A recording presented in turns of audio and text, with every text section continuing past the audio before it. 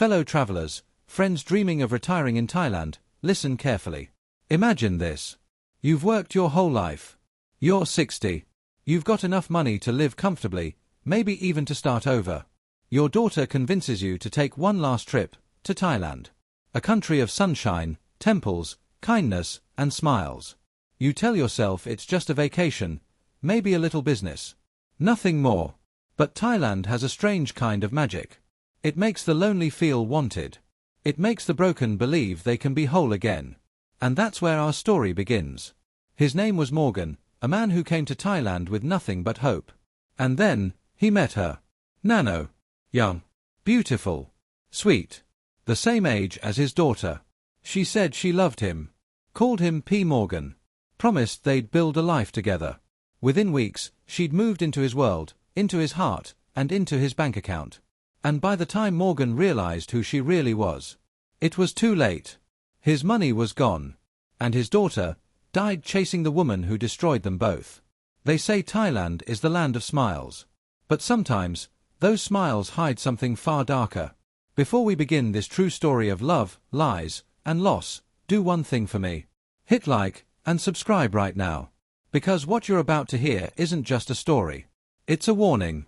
A warning for every man who dreams of paradise, but forgets that paradise can smile, while it robs you blind. Asterisk.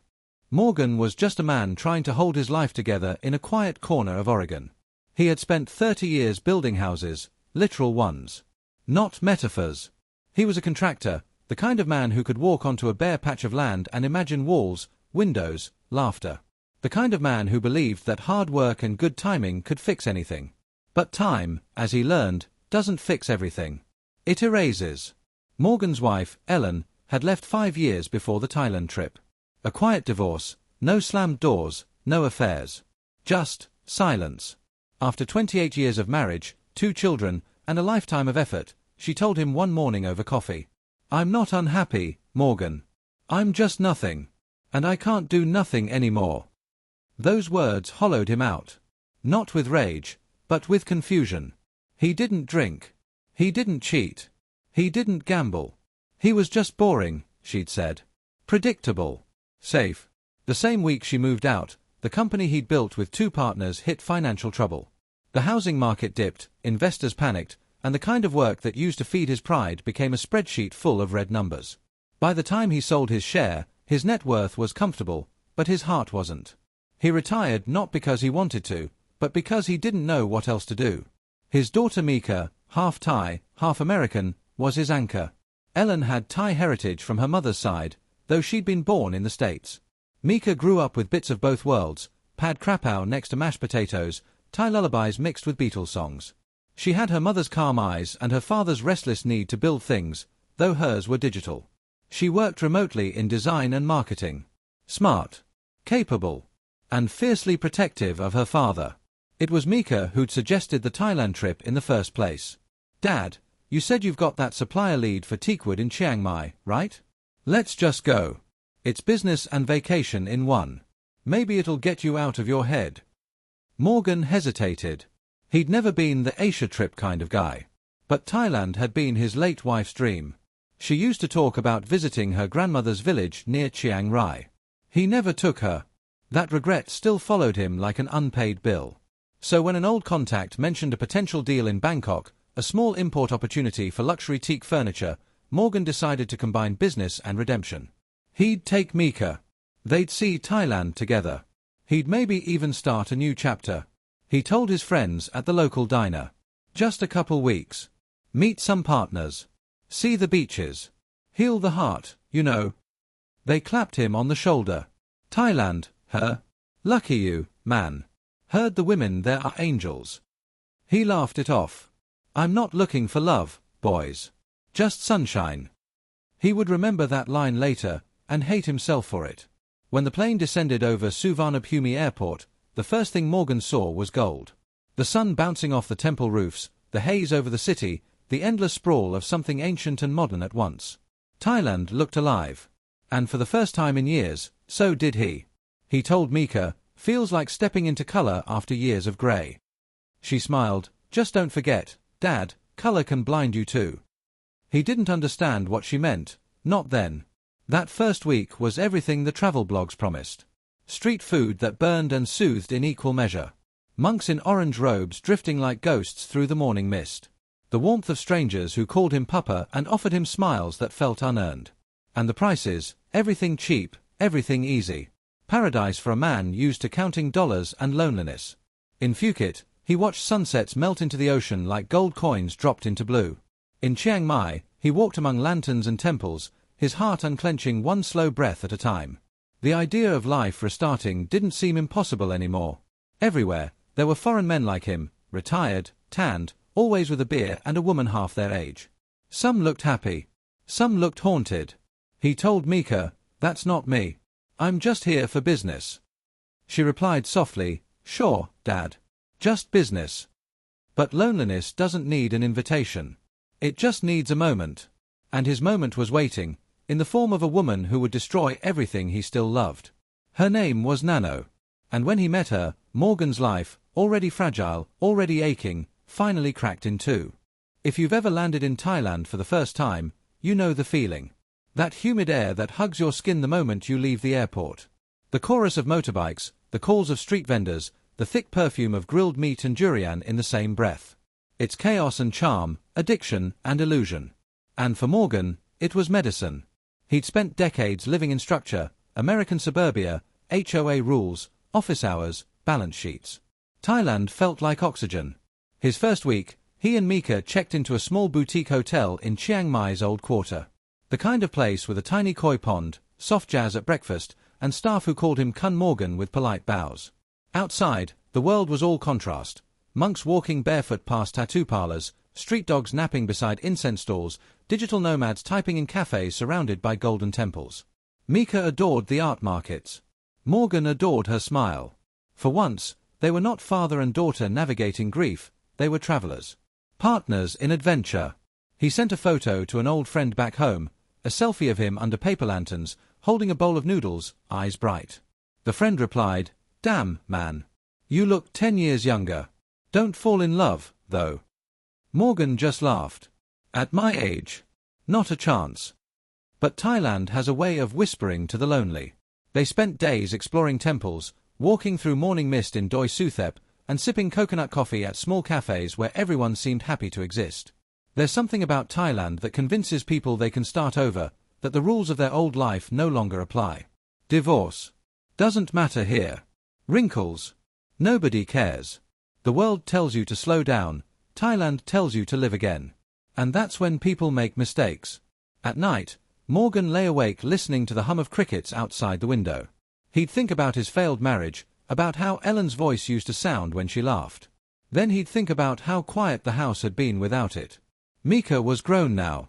She had her own life, her own plans. Soon she'd have her own family, her own husband. He would be extra. A background character in someone else's story. He didn't want to be forgotten. That's the kind of loneliness Thailand knows how to seduce. It wraps itself in warmth, gentle hands, patient smiles, soft voices calling you P, Big Brother, or Papa. It makes you believe kindness is love and attention is devotion. When the teakwood supplier in Chiang Mai cancelled their meeting last minute, Morgan decided to stay an extra day. Mikha was planning to visit local art galleries, but Morgan said, "I'll catch up later, sweetheart. Just need to send a few emails." He didn't know that decision would be the hinge of his life, the door between peace and disaster. He walked into a quiet coffee shop near Tha Phai Gate, rain tapping the windows like a metronome. He ordered an Americano, sat by the window, and opened his laptop. Across from him sat a young woman sketching in a worn notebook, her hair tied up, a few strands framing her face. When she looked up and smiled, something inside him moved. Not lust. Not even attraction. Just attention. The kind he hadn't received in years. That was Nanno. She asked, "Excuse me, you know Wi-Fi password?" Her English was soft, hesitant. He pointed at the sign. She smiled again. "Oh, I didn't see. You're very kind, thank you."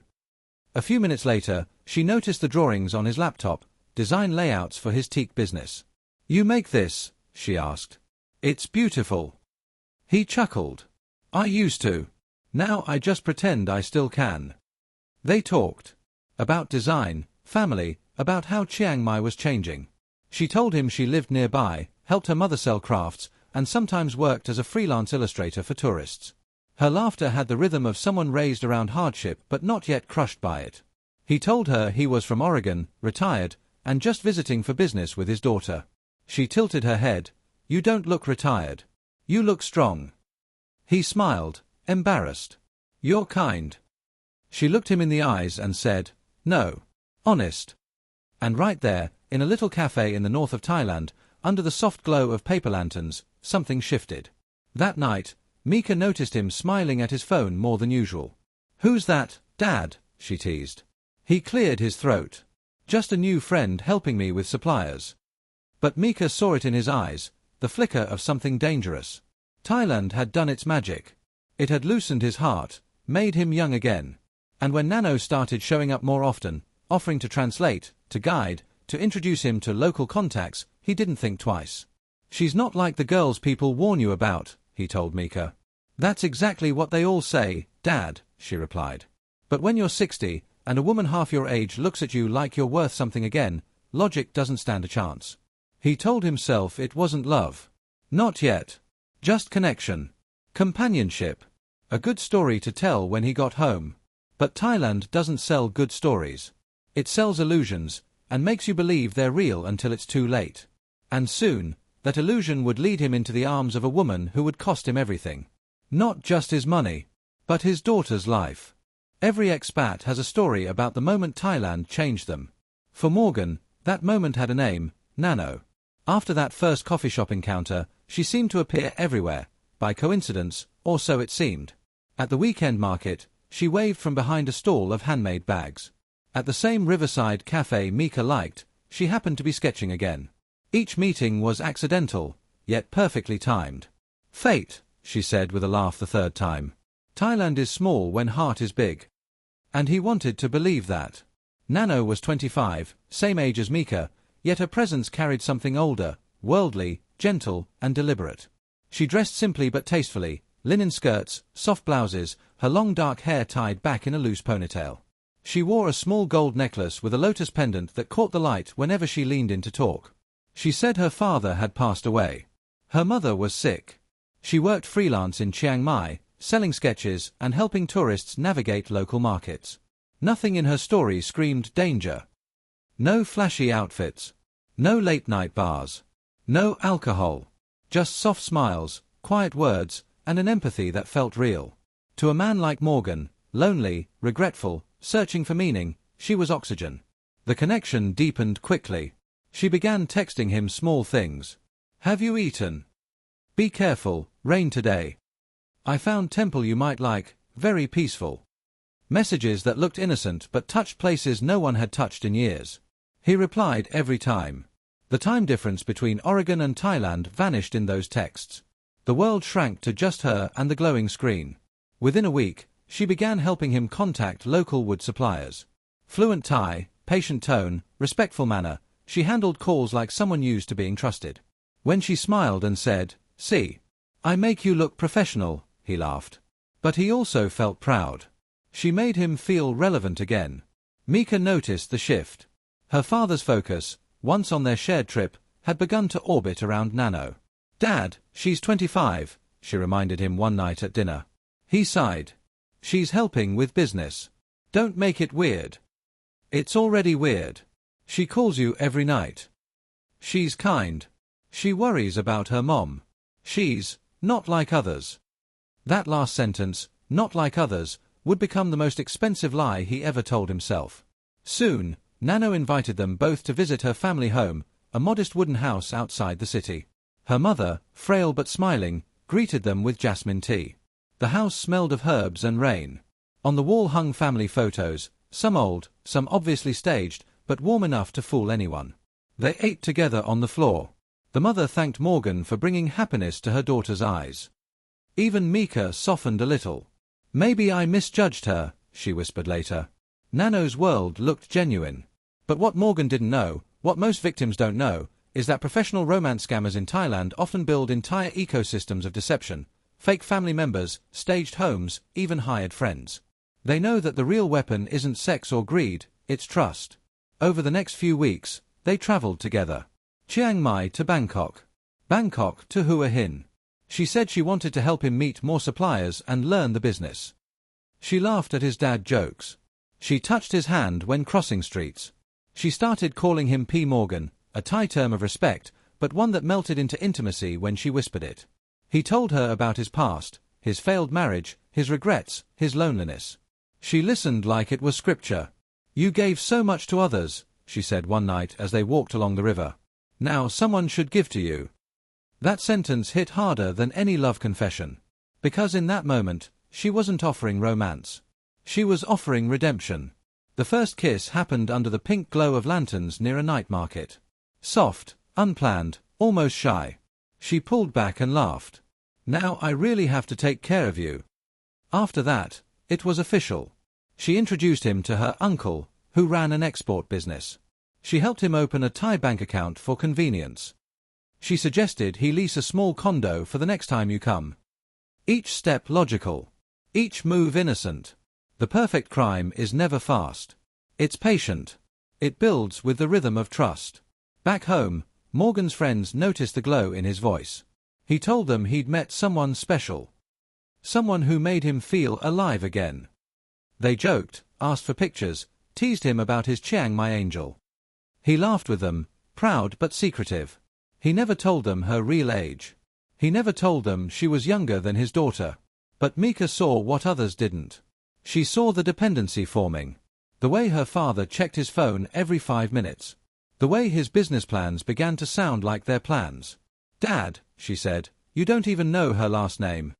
He smiled. "I don't need to. I know her heart." And Mikha said softly, "That's what every victim says before they lose everything." He didn't hear her. Because love, especially the kind born out of loneliness, doesn't need facts. It needs hope. And hope was the one thing Nanno knew how to sell perfectly. By the time they returned to Bangkok, Morgan wasn't just a tourist anymore. He was a believer. A man convinced that destiny had given him one last chance at happiness. He had no idea that destiny, in this case, had teeth. And soon, those teeth would bite through everything he owned, and everyone he loved. If you've ever been in love, you know how it feels when someone finally understands you. When they look at you and see everything you're afraid to admit. That's the kind of power Nanno had. She didn't just listen, she studied. Within weeks, she knew Morgan's entire emotional blueprint, his guilt over Ellen, his fear of aging alone, his longing to be needed again. And she used it the way a master musician uses silence, perfectly. It began with small gestures. She'd call him early, saying, "Good morning, P. Morgan. Don't forget your coffee." Then a text at night, "Sleep well, my love. Dream of good things." She'd send pictures of herself cooking, her sick mother resting, or her cat curled up on her lap, little glimpses of a humble, domestic life. To Morgan, it looked like sincerity. To Nanno, it was stagecraft. He started referring to her as my partner when he emailed suppliers. She began calling him Rak Kong Chan, my love. When she spoke about the future, she used we, not I. We could open a small shop here. We can build something together. We can make a life here. That word, we, became his drug. One evening in Bangkok, as thunder rolled over the skyline, Nanno asked, "Can I tell you something? Something secret?" Morgan nodded, his heart pounding. She looked down, biting her lip. "When I was 19, I met a man from Singapore. He promised to help my family, but he hurt me. I never trust foreign men after that. Until you." Tears welled in her eyes. Morgan felt his chest tighten. He reached for her hand. "You can trust me." She whispered, "I know. That's why I love you." In that moment, he was completely hers. No hesitation. No suspicion. And that's how professional manipulators win. They don't steal your money first, they steal your empathy. Once they own that, the rest is easy. Over time, Nanno began weaving him into a deeper fantasy, a future. She spoke of moving her mother to Bangkok, of building a small eco-cafe using recycled wood. Morgan, being a builder, lit up at the idea. "I could design it. You could run it." "Yes," she said softly. "We can call it Mikha Cafe, after your daughter. Family business." That line melted every defense he had left. Even the one named Mikha. But Mikha wasn't fooled. She'd been quiet, observing. Until one night, over dinner, she finally said what had been burning in her throat for weeks. "Dad, I know you think she's honest. But people don't fall in love this fast.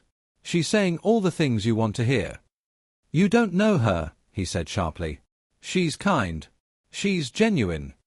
"She's younger than me," Mikha replied, voice shaking. "You're supposed to protect me, not compete with me." The word stung. Morgan slammed his fork down. "I'm not competing. I'm just living again."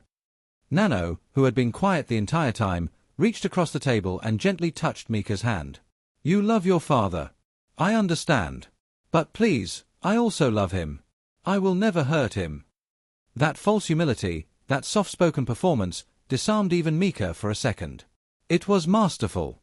Later, when Mikha told her father again, "Something about her feels off," he replied, "You're just jealous I'm happy." And that single sentence drove the first wedge between them. The first crack that would later become an abyss. Nanno deepened her act over the following weeks. She introduced Morgan to her uncle again, this time over dinner at a rooftop restaurant. The man was well-dressed, polite, and full of stories about business opportunities. Morgan had no reason to doubt it. He even started calling him brother. After dinner, Nanno leaned on Morgan's shoulder and whispered, "He likes you. Maybe one day we can all work together." Her tone was honey. Her timing, perfect. Every act of kindness, every gesture, every tear was a carefully placed brick in a house of lies. And Morgan, the builder, didn't realize he was constructing his own trap. By the time they reached their second month together, he couldn't imagine a day without her. They had inside jokes, shared playlists, future plans. When she was away, he missed her like oxygen.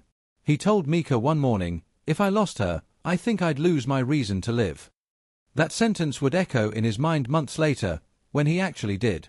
Because love, when weaponized, doesn't just break your heart.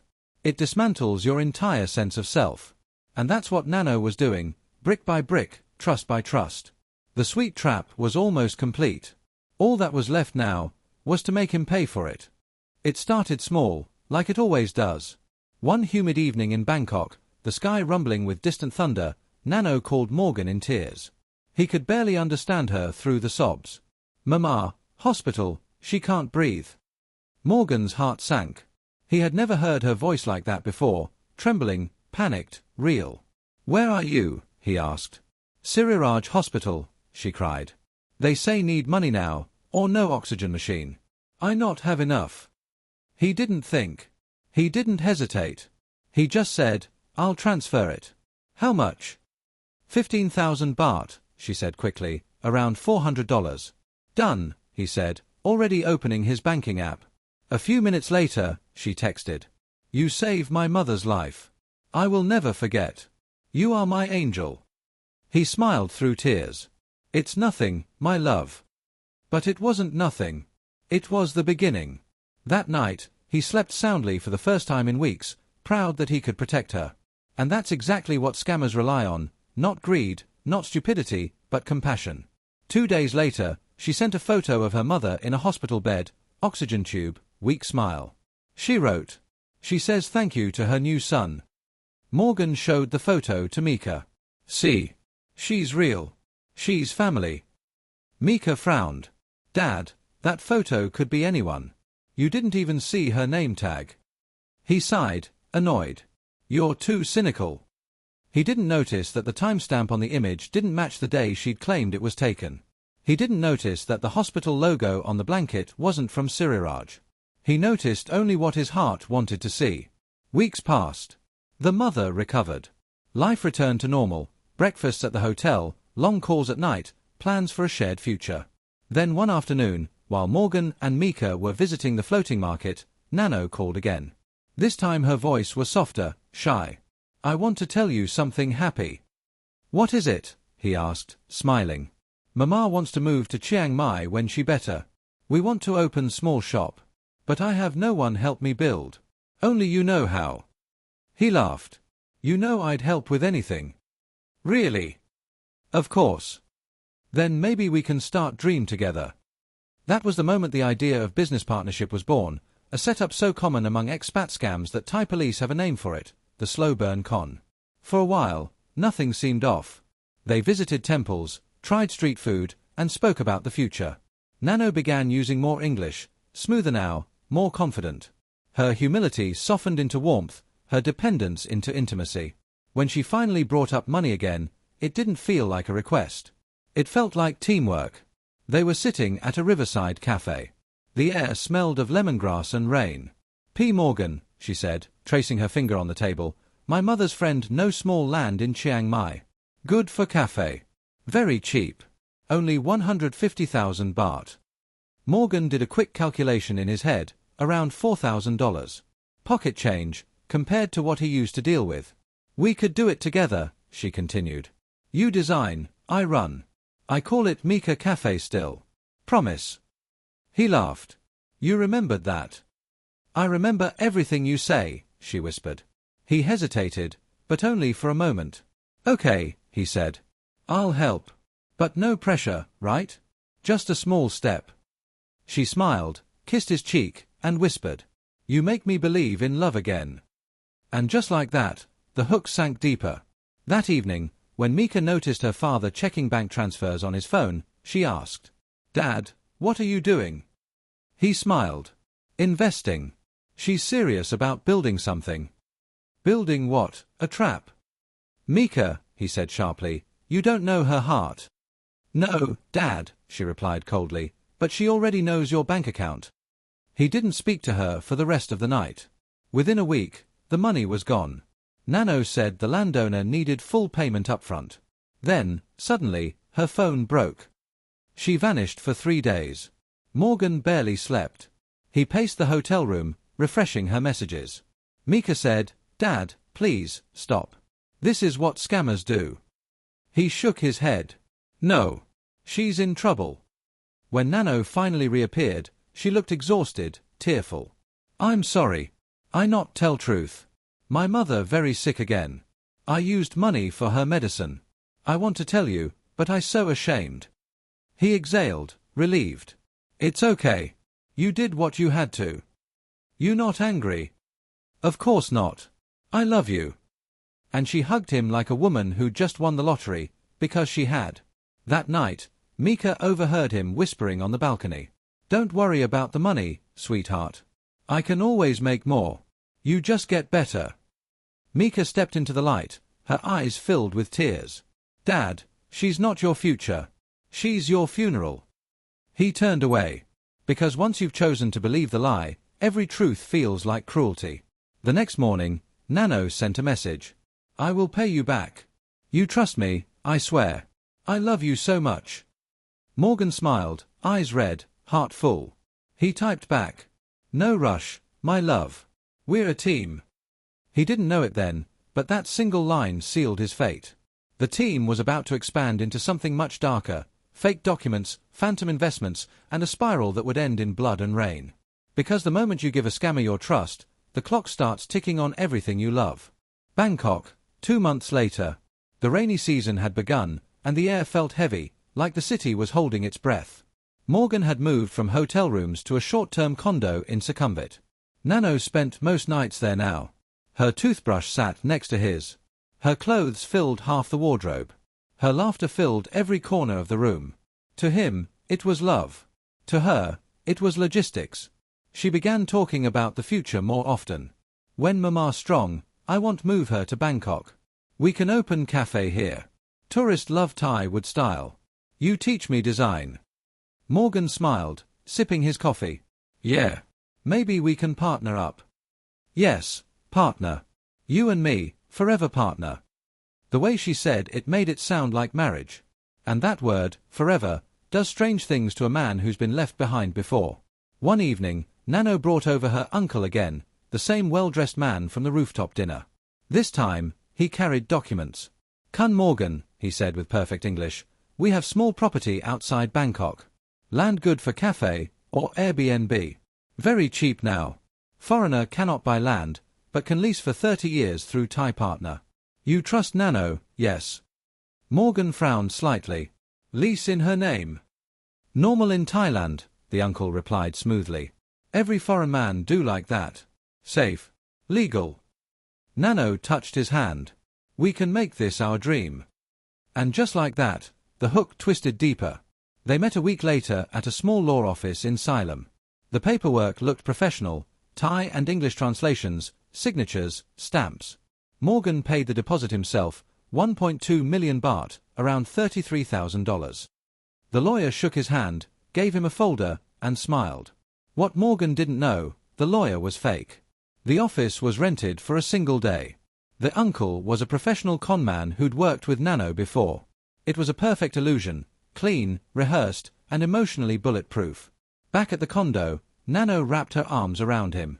Now our dreams start, she whispered. You make me happiest woman in world. He kissed her forehead, feeling 10 years younger. You make me believe again, he said. He told Mikha that night, we're building something together. She's serious. Mikha stared at him, speechless. Dad, she's half your age, and you just signed everything in her name. Do you even know what you did? I'm not stupid, Mikha. No, she snapped. You're lonely. The words hit like a slap. He turned away. Go back home if you don't like it. I'm staying. That was the moment she stopped arguing and started watching. A week later, Nanno suggested expanding the idea. What if we make small import business, too, she said one morning. My friend in Chiang Mai knows supplier. We buy teak cheap, sell online to Europe. You help with website. I handle Thai side. It sounded plausible. Morgan had done this kind of thing for years. He even had old business contacts in Seattle interested in teak furniture. She sent him documents, invoices, supplier lists, even photos of warehouses. All fake. All designed to look just real enough for a man who wanted to believe. She convinced him to send another 800,000 baht for shipment fees. Then another 300,000 baht for customs. Every payment came with a promise. Just one more step and we will be rich, my love. And every promise came with a kiss. When the first shipment got delayed, she cried. Thai customs so bad. They want tea money. I so tired. I not sleep. Morgan comforted her, saying, Don't worry, sweetheart. I'll handle it. He wired more money. Each transfer was a thread in the noose she was tying around his life. By this point, Mikha was desperate. She began checking Nanno's social media quietly. She found multiple accounts under different names, same photos, different stories. One account had pictures of Nanno with another man, a European, dated just 3 months earlier. Another account showed her posing with luxury bags, captioned My Sweet Investor Red Heart Hash. When Mikha confronted her father with the screenshots, he froze. Then he shook his head. That's old. Or fake. People steal pictures all the time. Dad. She's lying to you. No, Mikha. You're wrong. You just don't understand love. Mikha's eyes filled with tears. I understand manipulation. You don't. A few days later, Morgan and Nanno took a short trip to Hua Hin. The beach glowed gold under the setting sun, and children played soccer in the surf. He watched Nanno laugh, hair blowing in the wind, and felt an ache he couldn't explain, not joy, not sadness. Just need. That night, she leaned against him and whispered, I want to marry you, P. Morgan. He stared at her, speechless. Marry? Yes. Not big wedding. Just Thai way. Only family. You, me, Mama.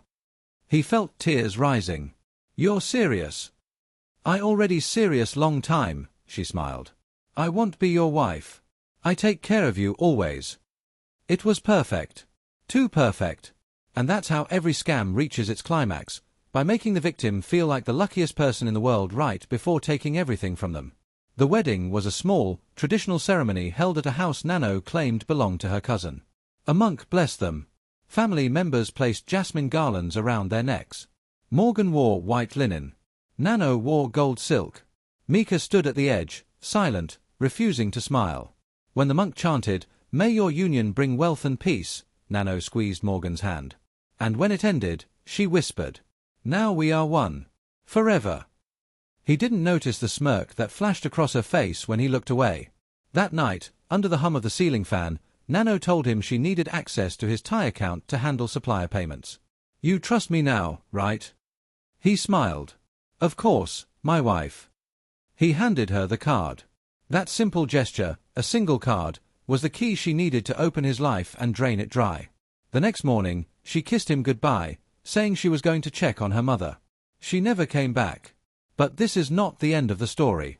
It's only the beginning of the downfall, the final stage of betrayal where the lies collapse, the truth surfaces, and everything he built turns to ash. Because what followed wasn't just heartbreak. It was tragedy. And by the time Morgan realized what she'd done, it was already too late to save the one person who still believed in him. His daughter. For a few days after the wedding, life felt almost sacred. Morgan woke to the sound of temple bells echoing over Bangkok's skyline. The morning sun spilled through gauzy curtains, lighting Nanno's face as she slept beside him. He thought, maybe this is what peace looks like. He had no idea it was just the calm before the storm. At first, everything seemed normal. Nanno would wake early, kiss him on the cheek, and say, "I go check on Mama, P. Morgan." Just few hours. Then a few hours became whole days. Then came excuses, endless ones. Phone broke. Bus late. Uncle need help with business. Morgan wanted to believe every word. Because believing was easier than admitting he'd been played. When she did return, she was sweetness itself, bringing him homemade curry, holding his hand, whispering apologies until guilt replaced doubt. "I never mean to make you worry. You know I love you, right?" "Of course, sweetheart." Each time, she'd cry. Each time, he'd forgive. And every time, she'd leave again, a little longer, a little colder. Mikha watched in silence. Her patience was gone. One night, she slammed her phone onto the table. "Dad, look at this."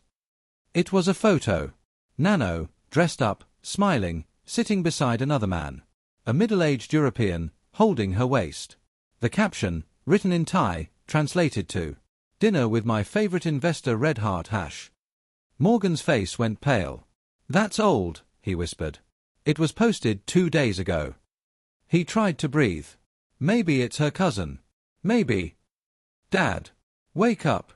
She's running the same game on someone else." He slammed his hand on the table. "Enough, Mikha. I know what I'm doing." Tears burned in her eyes. "No, Dad. You know what you want to believe." He turned away, ashamed, angry, terrified. Because deep down, he already knew the truth. The next morning, his phone pinged, a message from Nanno. "I go to Chiang Mai few days. Help Mama. Don't worry. Love you always." No heart emoji this time. No voice note. He felt it, the emptiness between the lines. Still, he didn't call her out. He wired her another 200,000 baht, for the trip. When Mikha saw the receipt, she whispered, "She's bleeding you dry." He muttered, "I can handle it." But he couldn't. Over the next week, small cracks widened into chasms. Phone calls unanswered. Messages seen, but not replied to. Then came the silence. He called her friends, numbers disconnected. He called her uncle, wrong number. He even took a taxi to her supposed apartment. The guard said, "No Nanno here." Many foreigner ask same thing. His stomach turned to ice. The floor of his world started to crumble.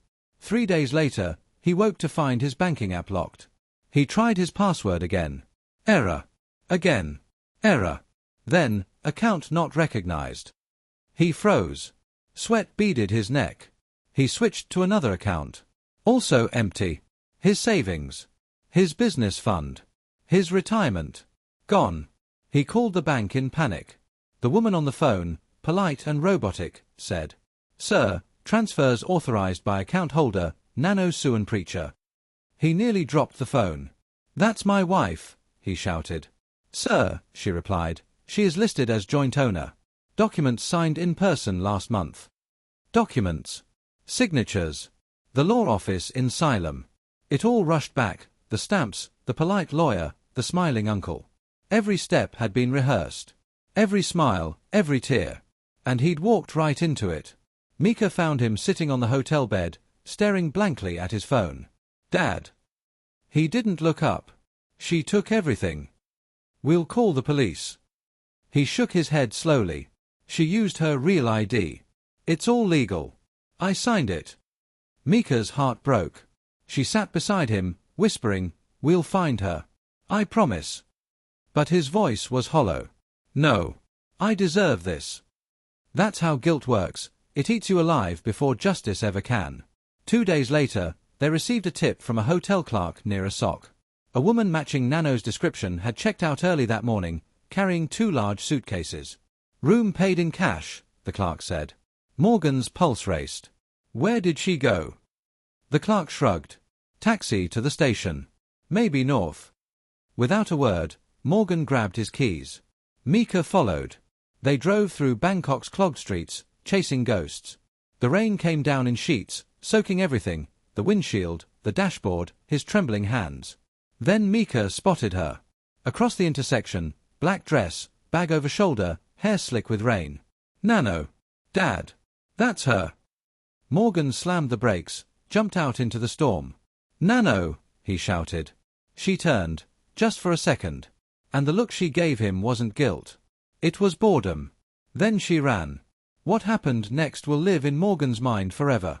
Mikha sprinted after her, calling out, "Stop! Stop!" Nanno darted between cars.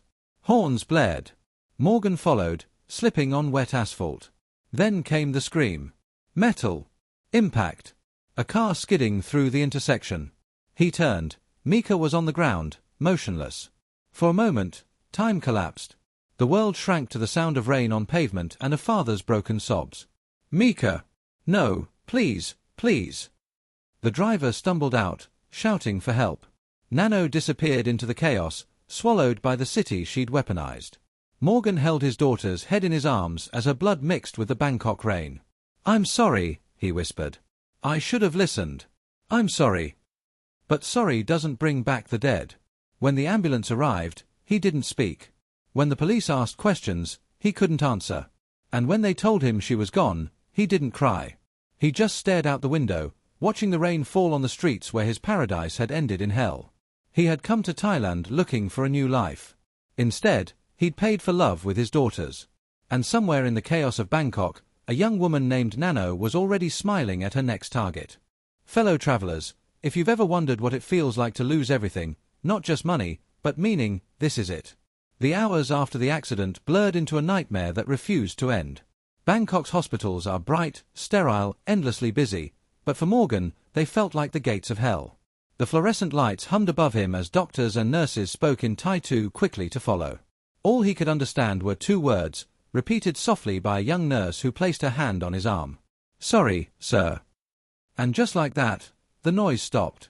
The world stopped. Mikha was gone. The daughter who had begged him to see the truth. The only person who still believed he could be saved. He sat for hours in that plastic chair beside her covered body, watching the condensation drip down the glass window. He didn't weep right away. The grief was too deep for sound. It settled like concrete around his heart. When the police came to ask about the incident, he told them everything: the chase, the scam, the missing woman. The officer, middle-aged with tired eyes, listened patiently. Then he sighed. Sir, this story, we hear many times. The girl, maybe not real name. Maybe no record. He handed Morgan a form. We try, but, the sentence trailed off. He didn't need to finish. In Thailand, love scams are like ghosts. Everyone sees their shadows, but no one can catch them. That night, alone in his hotel room, Morgan opened his banking app one last time. Balance, 0.00, everything was gone. His savings, his retirement, the business fund he'd built for 20 years. He walked to the balcony. The city below was alive, neon lights, laughter, tuk-tuks racing through puddles. The same city that had promised him paradise now pulsed beneath him like a living nightmare. He whispered into the warm night air. I traded my daughter for a lie. 3 days later, the US Embassy contacted him. They would help with paperwork for Mikha's body. The officer on the line spoke kindly but clinically, as if this kind of tragedy was routine. Mr. Carter, do you have any next of kin to notify? No, he said quietly.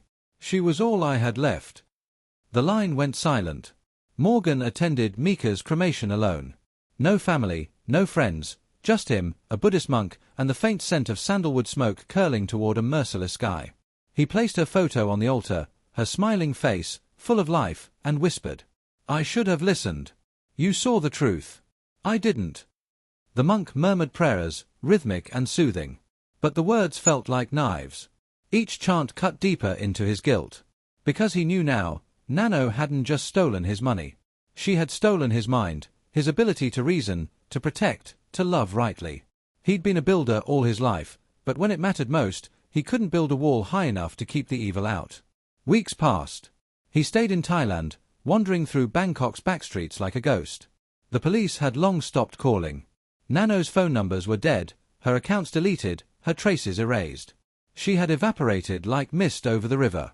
He tried to find her himself, asking locals, showing photos at bars, cafes, taxi stands. Most shook their heads. One older driver, though, said quietly, "That girl. I think I drive her once. She with another Farang. Look same like you." Morgan's stomach twisted. "Where?" "Pattaya," the driver said. "Beach City. Always new story there." He didn't go.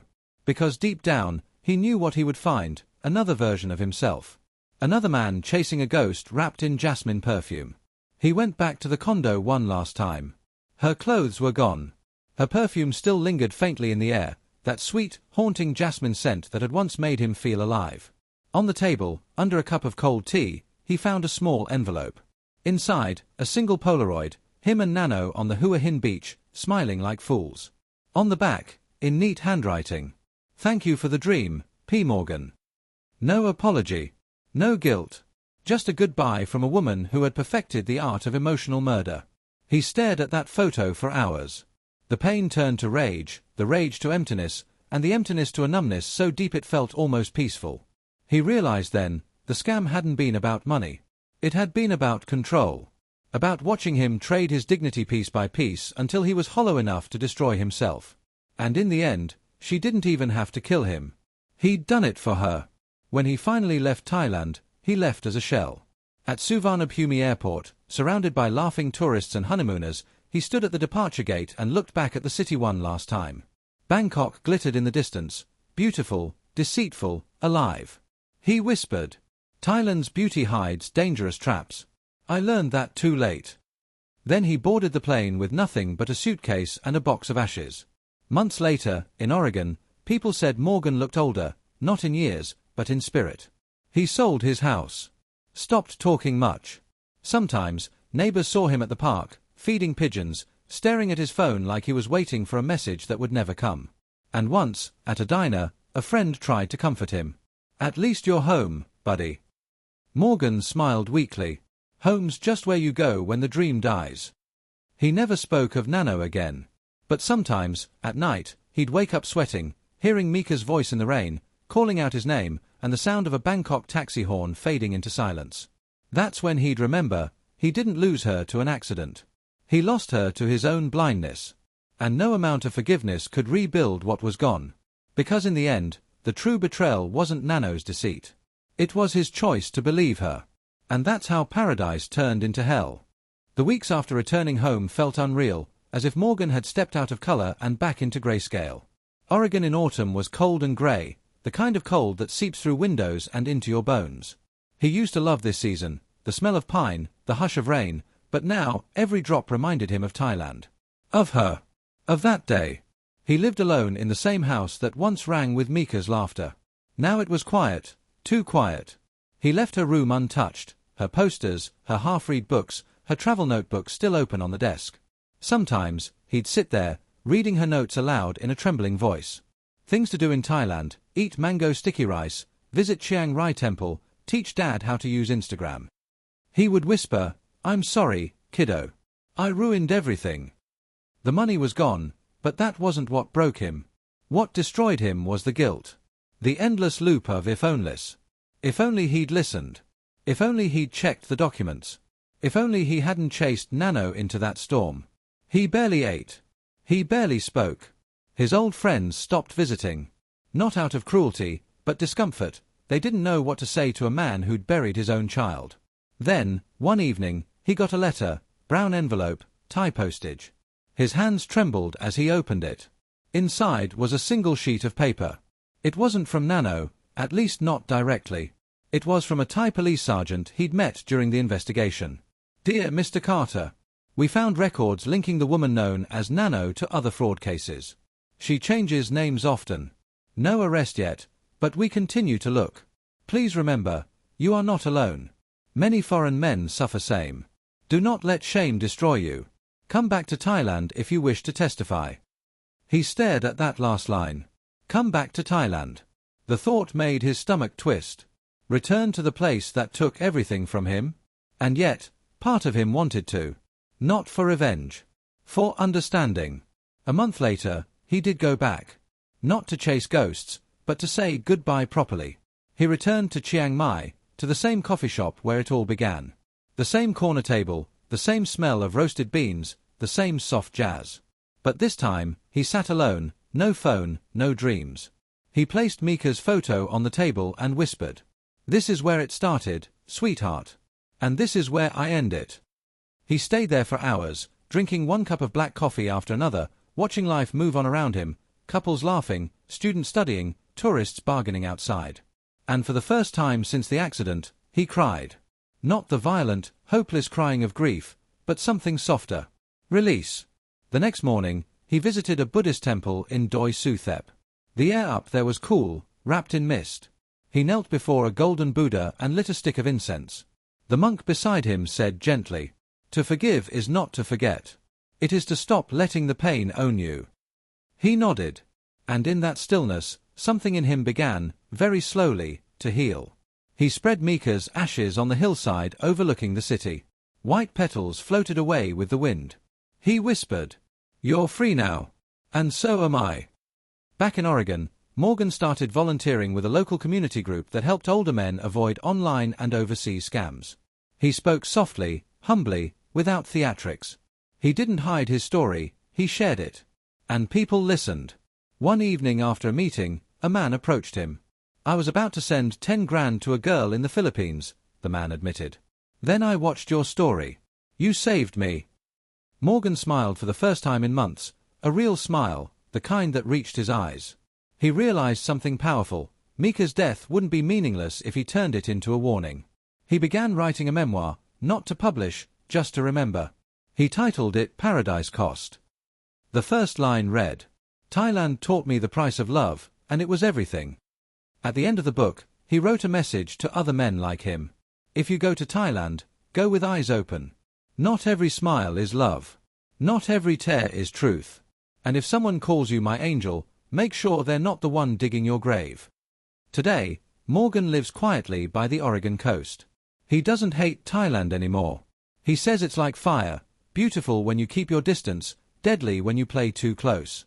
Every year, on Mikha's birthday, he lights a candle and whispers, "You saved me in the end, kiddo. I'm sorry it took losing you to learn." The waves crash softly outside his window, carrying away the echoes of a life that once burned too bright. And somewhere across the world, in another cafe, another hotel, another paradise, someone else is meeting their Nanno. Because scams don't stop. Only the wise ones learn to see them coming. Fellow travelers, dreamers, and lonely hearts thinking of Thailand. If you've made it this far, listen carefully, because what you just heard isn't a story. It's a mirror. Morgan's tragedy isn't rare. It's happening right now, in Bangkok, in Pattaya, in Chiang Mai, in every place where fantasy meets loneliness. And if you think it can't happen to you, that's exactly how it begins.